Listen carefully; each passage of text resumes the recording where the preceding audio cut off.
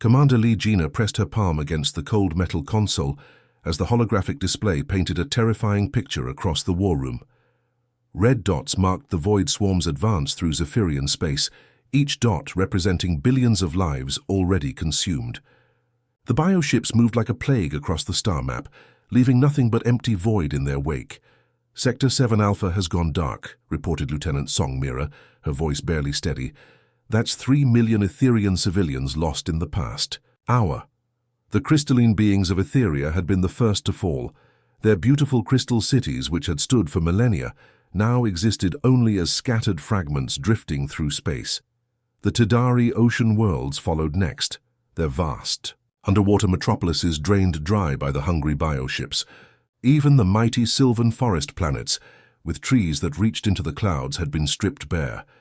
Etherian Council leader Veltar materialized beside the holotable, his translucent crystal body flickering with desperate energy. Each pulse of light through his form betrayed his growing panic. The outer colonies report massive bioship formations approaching. 17 vessels, each the size of a moon. How long do we have? Commander Lee asked, though she dreaded the answer. 6 standard days until they reach Nexus Prime, replied Tidari Fleet Admiral Kefala, her gills fluttering nervously. Water. Droplets from her breathing apparatus sparkled in the dim light. Our combined fleets might buy us another day, maybe 2. The Confederation had seemed so strong just months ago. 3 proud species working together, sharing technology and culture. The Etherians provided their advanced energy manipulation, the Tidari contributed their bioengineering expertise, and the Sylvans offered their incredible defensive capabilities. Together, they thought they were ready for anything the galaxy could throw at them. The Void Swarm had proven them catastrophically wrong. Send another quantum beacon to the hegemony of peaks, ordered Veltar, his crystal form pulsing brighter with desperation. Tell them we're offering complete technological exchange, everything we have. Communications Officer Park Minho worked frantically at his station, fingers dancing across holographic interfaces. The quantum beacon array hummed to life, sending desperate pleas across the galaxy at faster-than-light speeds. The message was simple, but heartbreaking. Entire civilizations were dying, and they needed help. Hours passed in tense silence. The Archon, ancient hegemony of peaks, masters of 1,000 worlds, sent no response. The transcended collective, beings who had supposedly evolved beyond physical existence, remained eerily quiet. Even the merchant guilds, who usually responded to any opportunity for profit, ignored their transmissions. The Hegemony Council chamber is in session, reported Park, monitoring deep space communications. They're discussing trade routes through former Etherian space. The cold calculation behind those words hit everyone in the room. The galaxy's most powerful civilization was already planning how to exploit the Confederation's destruction. Young civilizations sent messages of sympathy and support, but their fleets were tiny compared to the bioswarm. The Cathari Republic offered 3 destroyers. The new alliance promised medical supplies for refugees, well-meaning gestures that felt like offering cups of water to stop a forest fire. Evacuation transports are loading on the southern continents, reported Colonel Bai Taihyun, coordinator of planetary defense. But we don't have enough ships for everyone. Commander Lee stared at the tactical display, showing Nexus Prime's defensive positions. Orbital platforms bristled with weapons, fighter squadrons patrolled the outer system, and marine battalions fortified the surface installations. All of it felt like building sandcastles before a tsunami. The bioships themselves defied understanding. Living vessels that grew rather than being built, they consumed raw matter and converted it into more ships. Some stretched for kilometers, their organic hulls pulsing with alien life. Smaller fighter analogs swarmed around the larger vessels, like antibodies protecting a vast organism.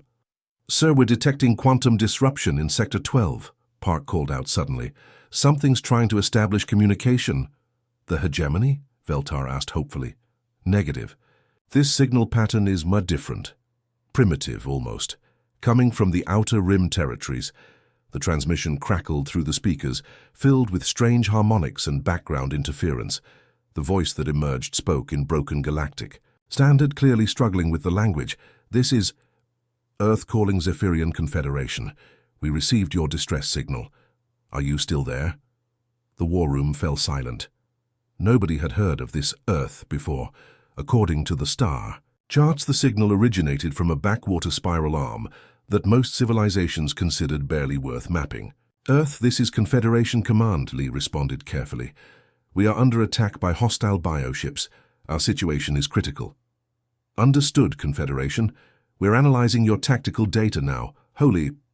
Sorry, that's a lot of ships they've got. The casual tone seemed almost insulting given the desperate situation, but Lee pressed on. Can you provide assistance? We've lost 47 worlds and expect complete system collapse within 1 week. A pause filled with static, then. Yeah, we can help. Our fleet's already mobilizing. Should be there in 72 hours. What's your fleet strength? Asked Admiral Kefala, hope creeping into her voice. Right now, about 12 ships. But don't worry, more are coming. 12 ships, against a bioswarm that had consumed entire star systems. The number was so absurdly small that several officers exchanged glances, wondering if they'd misheard. Earth, are you certain you understand the scale of this threat? Veltar asked delicately. Oh, we understand perfectly. We've been studying your data for the past 6 hours. Fascinating stuff, really. These bioships have some interesting weaknesses. Before anyone could ask what that meant, the transmission continued with words that would echo through galactic history. We're coming. Hold the line. The communication ended, leaving the Confederation leadership staring at each other in bewilderment. They had begged the galaxy's greatest powers for help and been ignored. Now some unknown species from the galactic backwater was promising rescue with just 12 ships. Should we take this seriously? Asked Park. Commander Lee looked at the advancing red dots on the tactical display, then at the evacuation reports streaming across her screens. Children crying as they were separated from parents, entire families choosing to stay behind rather than abandon their homes, brave pilots volunteering for suicide missions against impossible odds. At this point, she said quietly, they're the only ones who answered. Outside the windows of Nexus Prime's command center, the first refugee ships were already arriving from the outer worlds, their hulls scarred from fighting running battles with bioship scouts. Soon, this world too would face the swarm. But somewhere, in the depths of space, 12 ships from a world called Earth were coming to help. Nobody knew what humans were capable of, but they were about to find out. The docking bay of Nexus Prime had never hosted such strange visitors. Captain Kim Taiyang walked down the ramp of his shuttle, his boots echoing against the metal deck as dozens of alien eyes studied him. Behind him came his senior staff, all wearing the simple grey uniforms of Earth's United Defense Force. No ceremonial decorations, no fancy armor, just practical clothing designed for work. Commander Lee Gina waited with the full Confederation. Leadership, trying not to show her disappointment. These humans looked so ordinary. Captain Kim stood barely 6 feet tall, with dark hair and eyes that seemed to take in everything around him. His crew appeared equally unremarkable, carrying simple equipment and speaking in quiet, efficient tones. Captain Kim, welcome to Nexus Prime, Lee said formally. We are grateful for your response to our distress call. Just doing what neighbors should do, Kim replied with a slight bow. His galactic standard was perfect, though tinged with an unfamiliar accent. Sorry we couldn't get here sooner. Had to retrofit our ships for the journey. Tidari Admiral Fluxara stepped forward, her blue-scaled form towering over the humans. Water dripped from her gills as she spoke, disbelief clear in her voice. You brought only 12 vessels against a bioswarm that has consumed 47 worlds. Lieutenant Commander Choi Hana looked up from the tablet she was studying, tactical data streaming across its surface. The advance fleet, yes. Our main battle groups are still 72 hours out. We wanted to get here quickly and assess the situation firsthand. The alien dignitaries exchanged glances. Etherian Council leader Veltar's crystal form pulsed with confusion. Your main fleet? How many ships are we discussing? Currently mobilizing about 300 vessels from the home fleet, plus colonial defense forces. Should be around 800 ships total once everyone gets here, reported Chief Navigation Officer Yoon Daeun, consulting her own datapad. Casually, the aliens stared in stunned silence, Even their combined fleets barely numbered 200 ships, and most of those were explorers or cargo vessels hastily fitted with weapons. The idea that this unknown species could field 4 times, that number seemed impossible. "That's assuming we need them all," added Captain Kim. "Let's see what we're really dealing with first." They moved to the main briefing room, where holographic displays showed the bioswarm's current position. The massive organic ships moved through space like living things, which they essentially were. Some stretched over 10 kilometers in length, their hulls pulsing with alien life. Smaller creatures swarmed around them like fish following whales. "The Void Swarm has existed for millennia," explained Sylvan General Rutesh, his tree-like form rustling nervously. "Ancient records suggest they've consumed entire galactic sectors. They're considered a force of nature, like black holes or supernovas." "Interesting perspective," said Captain Kim, studying the tactical data with bright eyes. "But they're biological, which means they follow biological rules. Everything biological has weaknesses." Dr. Park Sora, the fleet's chief science officer, was already taking notes on her tablet. "These breeding cycles you mentioned, how long between generations? And what's their primary food source?" The question caught the Confederation leaders off guard. In all their centuries of recorded encounters with the Void Swarm, no one had thought to study them like laboratory specimens. "Well, they consume organic matter," stammered Admiral Fluxara. "Planets, asteroids with organic compounds, even space-dwelling creatures." "But what specifically?" pressed Dr. Park. "Carbon-based proteins, silicon structures? Do they prefer certain elemental compositions?" We never investigated that deeply," admitted Commander Lee, feeling embarrassed by the admission. Lieutenant Commander Choi looked up from her analysis of bioship footage. "These larger vessels, they appear to be command organisms. See how the smaller ones cluster around them? Classic hive behavior. Take out the queens and the workers become confused." "You're talking about fighting them." General Rutesh's leaves rustled with alarm. "They've destroyed civilizations that existed when my species was still learning to make fire. The hegemony of peaks avoids them entirely."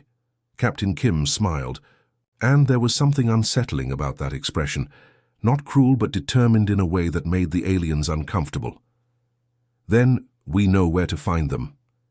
The humans began asking questions that no one had considered before. How fast could the bioships accelerate? What was their maximum range between feeding cycles? Did they show preferences for certain types of star systems? Could their organic hulls be damaged by extreme temperatures? "Your species approaches this very differently than others," observed Veltar, his crystal form flickering with curiosity and concern. "Most problems have solutions if you look at them the right way," replied Chief Engineer Nam Ji-hoon, studying structural scans of captured bioship fragments. "These things grow instead of being built, so they probably have growth limitations. Weak points where segments connect. The neural networks fascinate me," added Dr. Park, highlighting brain-like structures within the ships. "If they're truly hive-minded, there should be communication pathways we can disrupt." The alien leadership watched in amazement as the humans dissected the Void Swarm like a puzzle to be solved, rather than a natural disaster to be endured. They asked for genetic samples, energy readings, behavioral pattern analyses, and detailed breakdowns of attack formations that the Confederation had never bothered to document properly. "We need to understand their reproduction cycle," Captain Kim said, studying footage of bioships releasing smaller organisms. "Do they spawn continuously or in cycles? Are there breeding seasons? Genetic bottlenecks?"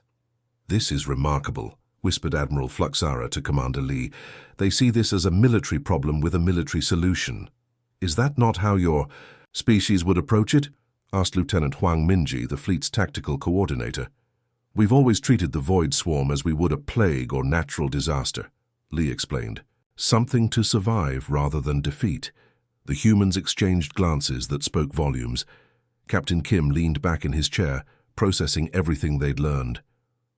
So, for centuries, every species that encountered these things just ran away or tried to hide until they passed.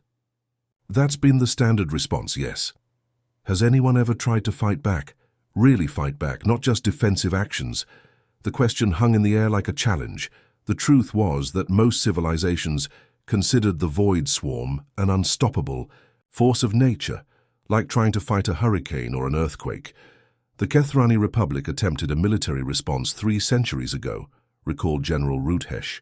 They lost their entire battle fleet in less than an hour. What was their strategy? Asked Choi. Standard defensive formations. They tried to protect their homeworld with orbital platforms and concentrated firepower. Defensive, Captain Kim repeated thoughtfully. What about offensive operations? Deep strikes against their breeding grounds? Disruption of their food supply? Biological warfare? The aliens looked horrified at the suggestions.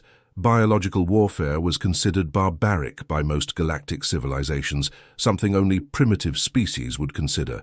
Captain, said Commander Lee carefully, you're discussing tactics that most civilizations would consider extreme. We're discussing tactics that work, Kim replied firmly. Sometimes you have to be willing to do what others won't, to protect what matters. Outside the briefing room windows, the first bioship scout formations were already visible as distant specks against the stars. The advance elements of the Void Swarm were arriving ahead of schedule, drawn by the concentration of life on Nexus. Prime contact, called out an operator from the communications center. Multiple bioship signatures entering the outer system, estimated arrival in 18 hours. The Confederation leaders looked at each other with barely concealed panic. Their defensive preparations weren't complete, evacuation was still ongoing, and now they faced the prospect of battle with only 12 human ships as support. Captain Kim stood up calmly, checking his chronometer. Perfect timing. That gives us enough opportunity to see how they operate before our main fleet arrives. You intend to engage them with just 12 ships? Asked Veltar, his crystal form brightening with alarm. We intend to learn from them, Kim corrected.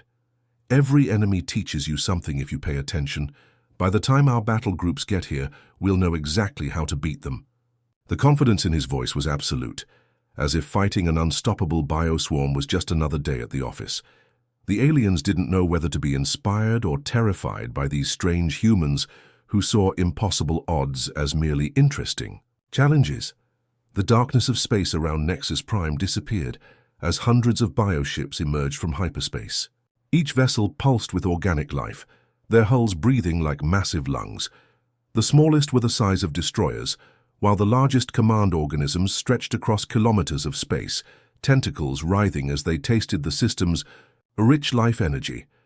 Commander Lee Gina watched from the orbital command center as her sensors counted the approaching nightmare. 237 confirmed bioships. Mass estimates suggest total displacement of 4 million tons of living tissue. The Confederation fleet moved into their practiced defensive formation. Etherian crystal ships formed the center line, their energy shields creating a brilliant barrier of light. Tidari biocruisers flanked them, their organic weapons primed, to fire healing bursts of energy designed to disable rather than destroy. Sylvan vessels took position in the rear, their massive seed pod ships ready to release defensive spores. All units maintain formation discipline, ordered Fleet Commander Veltar over the comm. Standard defensive protocols, minimal casualties, maximum protection of civilian evacuation routes. Captain Kim's voice cut through the channel with casual confidence. Confederation Command, this is UES determination. We're breaking formation and moving to engage. Negative, Captain, Veltar responded quickly. Maintain defensive positions. We cannot afford to... We're going in hard and fast. Kim interrupted. All human vessels execute attack pattern Delta. Time to see what these things are really made of. The 12 human ships suddenly broke away from the Confederation formation like wolves splitting from a pack. Their vessels looked crude compared to the elegant alien designs, angular metal constructions with visible weapon mounts and armored plating that screamed function over form. Lieutenant Commander Choi Hana's voice echoed across the human fleet. All batteries, arm nuclear warheads. Set yield to maximum dispersion. We're going to light up the night. The alien observers gasped in horror. Nuclear weapons had been banned by Galactic Convention for over 1,000 years, considered too destructive and barbaric for civilized warfare. Even mentioning them in battle was taboo among most species. Captain, Kim, you cannot use atomic weapons, protested Admiral Fluxara. The radiation will contaminate everything within. These are bioships, Kim replied matter-of-factly. Biological organisms hate radiation. Trust me on this one. The UES determination led the charge, its engines blazing blue fire as it accelerated directly toward the largest bioship command organism. Behind it, 11 other human vessels spread out in a formation that looked completely random to alien. Tactical doctrine, but somehow felt terrifyingly purposeful. Human fighter squadrons launching, reported Tidari Tactical Officer Rieflin, watching her sensors in disbelief. They're actually flying straight at the bioships. No evasive maneuvers, no defensive positioning. The human fighters looked like metal daggers cutting through space, their pilots whooping and cheering over open comm channels. Unlike the careful, calculated attacks favored by Confederation forces, these humans flew with wild aggression that bordered on madness. "Yahoo! First one to bag a big ugly gets drinks bought for a week," shouted fighter pilot Lee Soo-young as her craft dove toward a cluster of biofighters. "You're on," replied her wingman, pilot Jung Woo-young. "These things are even uglier than the training simulations." The first nuclear warheads detonated among the bioship formations like miniature suns. The organic hulls, designed to absorb and process conventional energy weapons, recoiled from the intense radiation. Where Confederation weapons had barely scratched their surfaces, the nuclear blasts tore gaping wounds in their living tissue. "Impossible," whispered General Root Hesh, his leaves rustling with shock. "The bioships are actually taking damage, real damage." But the humans weren't finished. As the bioships reeled from the nuclear assault, human marines began launching boarding pods directly at the wounded vessels. The small craft looked like bullets as they punched through weakened hull sections and disappeared inside the enemy. "Ships." "Boarding parties away," reported Marine Sergeant Oh Jisoo over the tactical network. "Teams Alpha through Delta, we are inside the fish, beginning internal demolition procedures." Commander Lee could hardly believe what she was hearing. "They're boarding the bioships? That's suicide. No one has ever survived inside a void swarm vessel." "Sergeant Oh, report your status," Captain Kim called calmly. "Beautiful in here, Captain," came the cheerful reply amid sounds of explosions and weapons fire. "These things have neural clusters all over the place. We're planting charges on anything." "That looks important. Jenkins found what looks like a brain the size of a shuttle bay." "Outstanding. Proceed with demolition." The alien observers watched in stunned silence as human marines fought battles inside living enemy ships. Their comm chatter painted a picture of soldiers who treated the horrifying experience like an exciting field trip. "This is Corporal Kim Min-jae. Found the digestive system. Oh man, you should see the size of these stomach chambers, planting explosives. Now, Private Han Sung-jin here. I'm in some kind of circulation system. The walls are pumping like a heartbeat. Creepy as hell. But the demolition charges should mess this up good." Lieutenant Yoon Sukmin coordinated the electronic warfare assault from his position aboard the Determination. "Jamming frequencies are working, Captain. Their hive mind communication is breaking down. Bioships are losing coordination." The effect was immediately visible. Bioships that had moved in perfect formation began drifting apart, some colliding with each other as their shared consciousness fractured. Smaller organisms released from the larger vessels flew in confused circles, unable to receive proper targeting data. "How are they doing this?" demanded Admiral Fluxara. "The Void Swarm's neural network has never been successfully disrupted. Every communication system has a frequency," explained communications specialist Park Jinwoo. "You just need to find the right interference pattern. We've been studying their transmissions since we arrived. The internal explosions began as the marine boarding parties completed their missions. Bioships convulsed as their vital organs detonated from within, some splitting apart entirely as secondary explosions tore through their nervous systems. "Sergeant O to all teams," came the voice over comm. "Evacuation in 30 seconds. These things are going to pop like balloons." "Copy that, Sarge," replied Corporal Kim. "This was fun. We should do it again sometime." The human fighters provided cover as evacuation pods ejected from the dying bioships. Most Marines made it out, though several pods came under heavy fire from the remaining enemy vessels. Man down," called Pilot Young as his rescue shuttle took hits. "Marine pod is damaged, losing life support." "I got him," responded Pilot Lee, diving her fighter through a swarm of bio-creatures to reach the damaged pod. "Come on, baby. Hold together just a little longer." The rescue was successful, but barely. The human pilots flew with a combination of skill and reckless courage that left the alien observers speechless. They took risks no rational being would consider, all to save their comrades. "They're insane," whispered Rieflin, watching another human fighter ram a bioship to protect a damaged cruiser. "Completely, utterly insane." "No," said Commander Lee quietly, beginning to understand. "There's something else entirely." The battle raged for 6 hours. When it ended, 43 bioships had been destroyed or disabled, including 2 of the massive command organisms. The human fleet had lost 3 ships and taken heavy damage to 5 others, but they had achieved something no civilization had accomplished in recorded history. They had made the Void Swarm retreat. As the remaining bioships withdrew to regroup, the human vessels regrouped around Nexus Prime. Their hulls were scarred and blackened, their crews exhausted but victorious. "All ships, this is Captain Kim," came the voice over the comm. "Outstanding work, everyone. We've learned a lot today. These things can be beaten." The Confederation forces hung in space, stunned by what they had witnessed. The humans had fought like nothing the galaxy had ever seen, using weapons and tactics considered barbaric or impossible. But they had won. "Captain Kim," called Commander Lee over the comm, "your casualties. How many did you lose?" 47 KIA, 93 wounded, Kim replied without emotion. "Acceptable losses for the intelligence gained." Acceptable losses. The phrase sent chills through the alien commanders. These humans spoke of death and sacrifice with the same casual tone others used to discuss the weather. But as the bioships regrouped in the outer system, preparing for another assault, everyone knew the real battle was just beginning. The humans had proven the Void Swarm could be hurt, but they were still vastly outnumbered. The question now was whether 12 ships, no matter how fierce their crews, could hold the line until reinforcements arrived. Deep within the captured bioship's pulsing core, Dr. Han-Nari worked with steady hands while alien flesh writhed around her.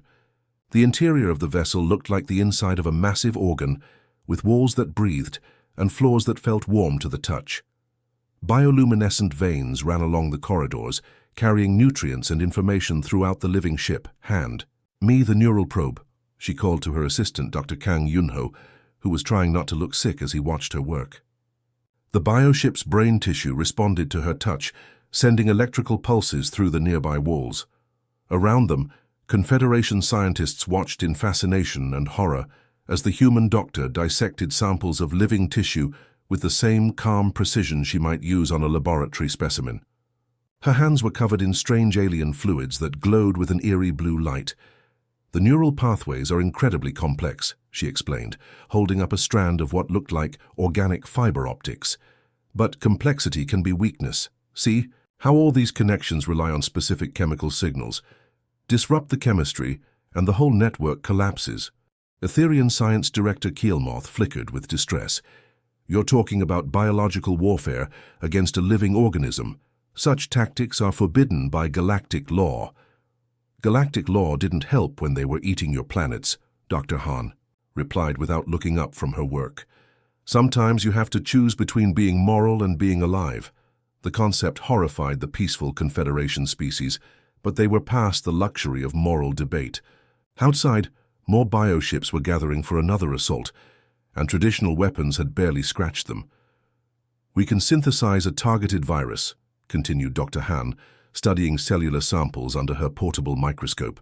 "Something that attacks their neural tissue specifically.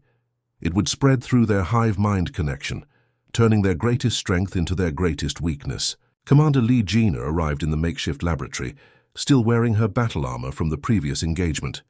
"Doctor, Captain Kim needs an update on your progress. Our main fleet arrives in 18 hours, but the bioships are massing for another attack." "Almost ready," Dr. Han said, sealing several vials of synthesized compounds. "The beautiful thing about hive minds is that they share everything, including diseases. One infected ship can spread the virus to their entire network within hours." Dr. Kang looked pale as he processed the implications. "Are you talking about genocide?" complete extermination of an entire species. I'm talking about survival, Dr. Han corrected firmly. They've had thousands of years to choose coexistence. Instead, they chose to be parasites. Now they get to live. With the consequences. The human approach to the problem appalled and amazed the Confederation scientists. Where they saw moral dilemmas, the humans saw tactical solutions. Where they worried about ethics, the humans focused on effectiveness. The virus is ready for deployment, announced Dr. Han, loading the synthesized compounds into specially designed delivery systems. We'll need to get it into their central command organisms. Once it spreads through their neural network, the entire local swarm should be affected within 6 hours. Captain Kim's voice crackled over the communication system from the bridge of the Determination. All human vessels prepare for Phase 2 operations. Dr. Han's package is ready for delivery. But the humans weren't limiting themselves to the local threat. While the bioweapon was being prepared, Captain Kim had been coordinating something much larger. Across 17 star systems, human strike teams were moving into position for what would become the largest coordinated military operation in galactic history. Strike Team Alpha, report position, came Kim's voice over the tactical network. Alpha Team in position at bioship breeding grounds in the Kepler system, reported team leader Sergeant Park Ji-hoon. We count approximately 50 large breeding vessels. They're completely undefended. Strike Team Beta status report. Beta Team ready at the Void Swarm Supply Depot in Vega Sector, replied Commander Yoon Ji-won. Massive organic storage facilities. Looks like they've been stockpiling resources for a major expansion. The scope of the human operation was staggering. While fighting the battle at Nexus Prime, they had simultaneously deployed forces across multiple star systems to target Void Swarm infrastructure that other civilizations didn't even know existed. How did you locate these targets? Asked Admiral Fluxara, studying the tactical displays with growing amazement. We've been tracking their movement patterns since we arrived, explained Lieutenant Commander Choi Hana. Bioships need to eat, which means they need supply lines. Follow the food, find the source. It was strategic thinking on a scale that the Confederation had never conceived. Rather than simply defending against attacks, the humans had mapped the entire Void Swarm logistics network and planned to destroy it all simultaneously. All units, this is determination, Captain Kim broadcast across the human fleet. Execute protocol cleanse. Repeat, execute protocol cleanse. The words sent chills through every alien observer. Protocol cleanse wasn't just a military operation. It was complete systematic extermination. At Nexus Prime, human fighters loaded with Dr. Han's bioweapon launched toward the massed bioships. But this wasn't a direct attack. Instead, they released clouds of infected organic matter that looked like space debris, letting the bioship's own feeding instincts draw the virus into their systems. First bioship showing signs of infection, reported Dr. Han, monitoring her instruments. Neural activity is becoming erratic. The virus is spreading through their communication pathways. The effect was horrifying to watch. Bioships that had moved with perfect coordination began writhing in space like dying animals. Their organic hulls convulsed as the virus attacked their nervous systems, causing massive system failures. It's working too well, whispered General Rutesh, his leaves rustling with distress. They're dying in agony. They consumed 47 worlds, Dr. Han replied coldly. This is mercy compared to what they did to billions of innocent beings. Across the 17 targeted systems, human strike teams were executing their missions with ruthless efficiency. Breeding facilities that had operated for millennia were destroyed in coordinated nuclear strikes. Supply depots containing resources from hundreds of consumed worlds went up in massive explosions. Strike Team Gamma, mission complete, reported Commander Lee Juyon. Void Swarm Command Nexus is eliminated, secondary explosions continuing. Strike Team Delta, breeding complex, destroyed, no survivors. The reports continued flooding in as humanity's war machine demonstrated what total warfare looked like. This wasn't the careful, limited conflicts favored by galactic civilizations. This was complete annihilation of an enemy species. Commander. Lee watched from Nexus Prime as entire bioship clusters simply stopped functioning. their crews dead from the engineered virus. Ships that had terrorized the galaxy for centuries drifted lifeless through space, their organic hulls already beginning to decompose. "Sterilization teams are standing by," reported Chief Medical Officer Dr. Shin Kyung-soo. "We'll need to dispose of the bioship remains before they contaminate local ecosystems." Even in victory, the humans thought several steps ahead. They weren't just winning the battle, they were ensuring the war could never restart. "How do they think like this?" Commander Lee whispered to herself, watching human ships systematically destroying every trace of bioship presence in the system. The efficiency was both impressive and terrifying. The answer came from Captain Kim himself, who had overheard her comment over the comm system. "We think like survivors, Commander. When something threatens to destroy everything you care about, you don't fight fair. You fight to win." Within 12 hours, the Void Swarm presence in 17 star systems had been completely eliminated. Not defeated, not driven away, but utterly exterminated down to the last organism. The bioships that had plagued the galaxy for millennia were gone, wiped out by a species that most civilizations had never heard of. "Status report from all sectors," Captain Kim requested as his fleet regrouped around Nexus Prime. "All primary targets eliminated," reported Lieutenant Commander Choi. "Secondary targets destroyed, no confirmed survivors from bioship forces." "Biological contamination?" asked Dr. Han. "Sterilization protocols complete. No risk of viral spread to local ecosystems." The thoroughness was absolute. The humans hadn't just won a battle, they had solved the Void Swarm problem permanently. Their approach combined scientific precision with military ruthlessness in ways that shocked even hardened alien warriors.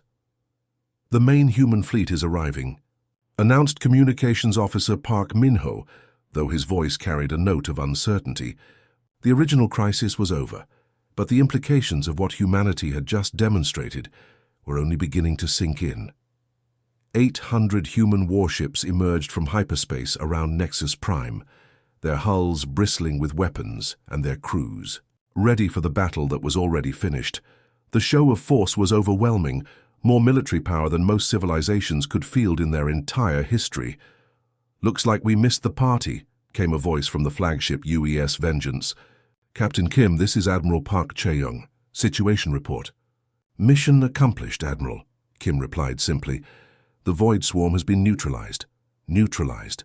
Such a clinical word for the complete extinction of a species that had terrorized the galaxy for thousands of years. But that was the human way. Efficient, thorough, and absolutely final. Commander Lee stared out at the human fleet, her mind struggling to process what she had witnessed. The Confederation had been saved, but the galaxy would never be the same. Humanity had announced itself to the stars, not with diplomacy or trade, but with overwhelming force and the willingness to do what others considered unthinkable. The question now was, what would happen next, when the rest of the galaxy learned what these humans were capable of? The final bioship writhed in space as Dr. Han's engineered virus consumed its neural pathways. What had once been a massive living vessel, capable of consuming planets, now drifted as an empty shell, its organic hull already beginning to decompose. Captain Kim watched from the observation deck of Nexus Prime as the last remnant of the Void Swarm dissolved into cosmic dust. "The local branch was eliminated," Kim corrected. "Turns out there are other swarm clusters scattered across the galaxy. Word of what happened here has reached them. They're requesting terms for peaceful coexistence. The idea that the Void Swarm, terror of the galaxy for millennia, was voluntarily surrendering to avoid human retaliation was almost too much to process. Species that had consumed entire civilizations were now begging for mercy from a race they'd never heard of 6 months. "Tagao, what are your terms?" asked Commander Lee, though she suspected she already knew the answer. "Complete cessation of predatory behavior," Kim replied matter-of-factly. "They can exist, but they don't get to eat people anymore. Any violation results in immediate extermination." The casual tone made the threat even more chilling. Humanity wasn't negotiating.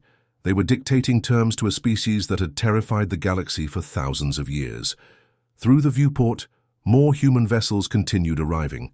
Not just military ships now, but massive construction vessels and colony transports.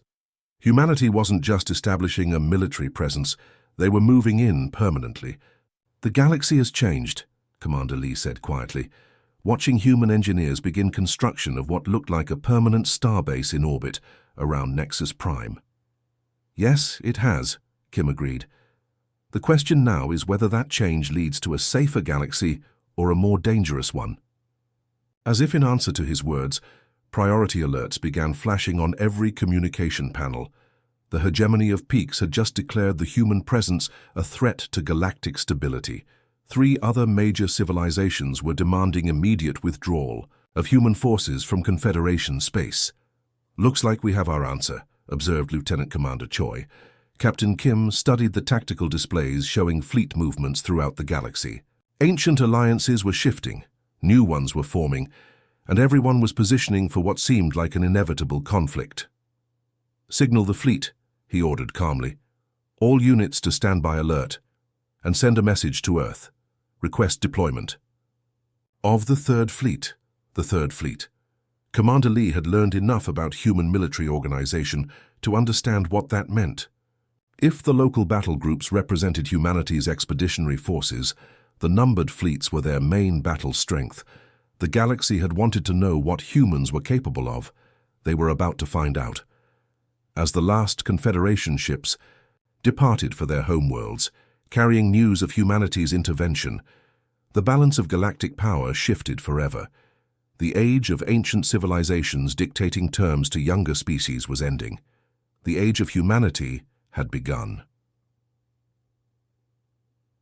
The end.